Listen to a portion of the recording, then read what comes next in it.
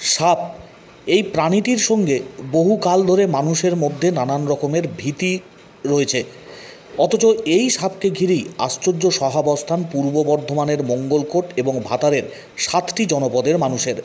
রান্নার ঘর থেকে শোবার ঘর, এমনকি চলাচলের রাস্তা, সর্বত্র এই প্রাণীটির অবাধ বিচরণ। মানুষের সঙ্গে আশ্চর্য সহাবস্থানে বছরের পর বছর ধরে বিষধর এই সাপটি বসবাস করে আসছে। নানান গবেষণা হয়েছে এই সাপের সঙ্গে মানুষের আশ্চর্য সহাবস্থান কিভাবে। এই সাপের নাম ঝাংলাই। এতদ অঞ্চলের মানুষজনের কাছে দেবী ঝঙ্কেশ্বরী। মানুষকে যেমন কখনো ক্ষতি করে না, মানুষও এই সাপকে কোনোদিন ক্ষতি করে না। আবেগ ভালোবাসায় বরং বাঁচিয়ে রেখেছেন তারা বছরের পর বছর। বছরের নির্দিষ্ট সময়ে এই সাপের পুজোর আয়োজন করা হয় গোটা এলাকা জুড়ে। আর সেই ঝঙ্কেশ্বরীর পুজোকে ঘিরে মাতোয়ারা হন 8 থেকে 80 নানান বয়সীরা। তবে আগে অনেক সংখ্যায় ছিল এই ঝাংলাই সাপ, বর্তমানে সেই সাপের সংখ্যা কমেছে। বর্তমান পরিস্থিতি, জনসংখ্যার বৃদ্ধি সহ আরও নানান কারণ রয়েছে, এমনটাই বলছেন স্থানীয় এলাকার মানুষ থেকে শুরু করে সর্প বিশারদরা। বিষধর সাপ অথচ মানুষের সঙ্গে আশ্চর্য সহাবস্থান কিভাবে, তা নিয়ে নানান রকমের গল্পগাথা, নানান রকমের মিথ প্রচলিত রয়েছে এতদ অঞ্চল জুড়ে। মঙ্গলকোটের এবং ভাতারের 7টি গ্রামের মানুষের সঙ্গে জড়িয়ে রয়েছে এই সাপের আবেগ উন্মাদনা। বছরের পর বছর ধরে এই সাপকে আগলে রাখেন এতদ অঞ্চলের মানুষজন। জনশ্রুতি রয়েছে মনসামঙ্গল কাব্যে বেহুলা লক্ষিন্দরের ঘরে যে সাপ ঢুকে লক্ষিন্দরকে দংশন করেছিল, সেই কালনাগিনেই এই দেবী ঝাংলাই।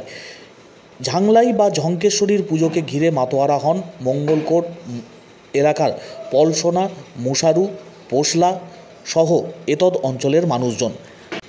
আগে 7টি গ্রামে এই বিষধর সাপের উপস্থিতি পাওয়া গেলেও বর্তমানে মাত্র 4টি গ্রামে এই সাপ রয়েছে। তবে এই সাপকে বাঁচানোর জন্য আপ্রাণ চেষ্টা করেন এলাকার মানুষজন। স্থানীয় এলাকার বাসিন্দারা তারা যেমন এই সাপকে বাঁচিয়ে রাখেন আবেগের সঙ্গে, পাশাপাশি যারা এই সাপ নিয়ে গবেষণা করছেন, পরিবেশ প্রেমী রয়েছেন, তারাও আপ্রাণ চেষ্টা চালাচ্ছেন এই বিপন্নতার মুখে দাঁড়িয়ে থাকা বিরল প্রজাতির সাপটিকে যাতে রক্ষা করা যায়। ঝাংলাইয়ের বর্তমান পরিস্থিতি সংখ্যা অনেকটাই কমে গেছে। তার কারণ হচ্ছে প্রচুরভাবে আরবানাইজেশন হচ্ছে, এত পাকা বাড়ি হচ্ছে, মাটির বাড়ি, খড়ের পালা এগুলো কমে যাওয়ার ফলে তাদের বাসস্থানের অভাব ঘটছে। এর ফলে ঝঙ্কেশ্বরীর সংখ্যা অনেক কমেছে। তার সাথে বেশ কিছু প্রিডিটার্স যারা আছে তাদের সংখ্যাটা বেড়ে যাচ্ছে, যেমন চন্দ্রবোড়া, গোখরো, এই সমস্ত সংখ্যাটা বেড়ে যাওয়াতে তারা এদের সংখ্যা অনেকটাই কমে যাচ্ছে। এবং সবচেয়ে বড় যেটা সমস্যা, ঝঙ্কেশ্বরী খুব শান্ত প্রজাতি। যেহেতু শান্ত, ওরা অন্যান্য প্রজাতির সাথে সেইভাবে সংগ্রাম করে টিকে থাকতে পারছে না। এটা একটা দুশ্চিন্তার বিষয়। এটা সাধারণত কেউটে সাপ, যাকে আমরা নাজা কাউথিয়া বলি, সেই প্রজাতিরই কেউটে প্রজাতির সাপ। তবে কেউটে প্রজাতির সাপ সম্পর্কে আমাদের ধারণা যেটা আছে, কারণ আমরা মাঠে ওয়াইল্ডে দেখে থাকি, তো সেক্ষেত্রে অনেকেই জানে নাজা কাউথিয়া ভীষণ উগ্র প্রজাতির সাপ। ধারণাটা কিন্তু সম্পূর্ণ সত্য নয়, কারণ ওয়াইল্ডে যেগুলোকে আমরা দেখতে পাই মাঠের মধ্যে, তারাও শুধুমাত্র ওই ফস করে ফনাটুকুই তোলে। তাদের তেড়ে আসা বা বাইটিং হিস্ট্রি কিন্তু কেউটে সাপের কম, সেক্ষেত্রে গোখরো সাপের বাইটিং হিস্ট্রি অনেক বেশি। তো মনোক্লেট কোবরা বিষ ছেটাতে পারে, এই একটা ভালো বৈশিষ্ট্য, যার ফলে কি হয়, যখন কামড়ায় তখন ওর বিষের যে মাত্রাটা সেটা কম থাকে। সাবলিথাল ডোজ হয়ে যাওয়ার জন্য ওই সেলুলাইটিস পর্যন্ত হয়, সেই জায়গাটা পচন ধরা, ফুলে যাওয়া, এই সমস্ত ইয়েগুলো আমরা দেখতে পাই, লক্ষণগুলো। প্রাণঘাতী অতটা হতে পারে না। মানুষের সাথে সহাবস্থান হয়েছে, এটার জন্য আমি পূর্ণ কৃতিত্ব দেব এই 4টে গ্রামের মানুষদের।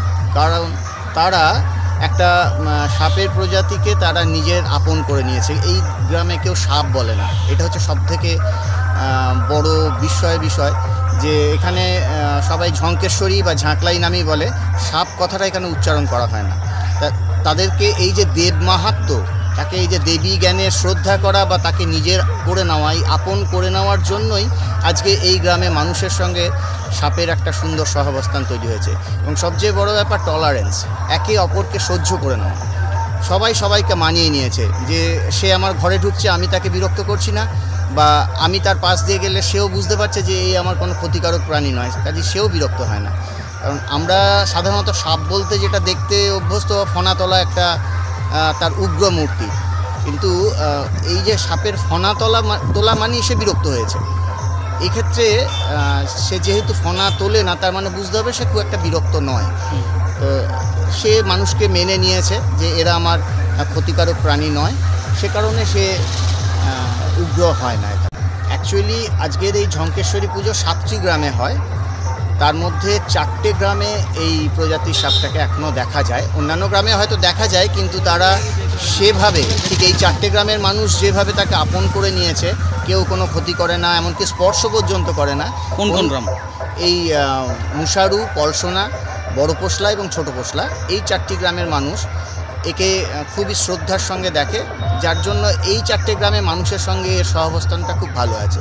বাকি 3টে গ্রামেও যে মনোক্লেট কোবরা দেখা যায় না তা নয়, মনোক্লেট কোবরা দেখা যায়, কিন্তু তারা সেই ঝাঁকলাই বলে তাকে না মেনে তাকে কেউটে সাপ ভেবেই মেরে ফেলে। এগুলো হচ্ছে নিগন, শিকড়তোড় এবং ময়দান। এই 4টে গ্রামে আজ থেকে 100 বছর আগেও দেখা যেত না সেটা। ভাতারের মধ্যে পড়ছে আমাদের বড় পোশলা, শিকড়তোড় এবং ময়দান, এই 3টে গ্রাম পড়ছে ভাতার ব্লকের মধ্যে। আর বাকি 4টি গ্রাম মুশারু, পলসোনা, ছোট পোশলা এবং নিগন, এই 4টি গ্রাম পড়ছে আমাদের মঙ্গলকোট ব্লকের।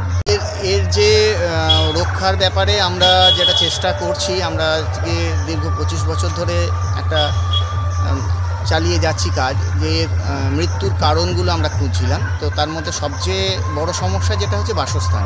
এর বাসস্থান কমে যাওয়ার জন্য একে মাঠের দিকে, উঁচু জায়গায়, এরা সাধারণত সেমি অ্যাকোয়াটিক, একটু জলা জায়গাকে বেশি পছন্দ করে এবং মাটির গর্তের মধ্যে ডিম পাড়াটাই এদের কাছে বেশি বাঞ্ছনীয়।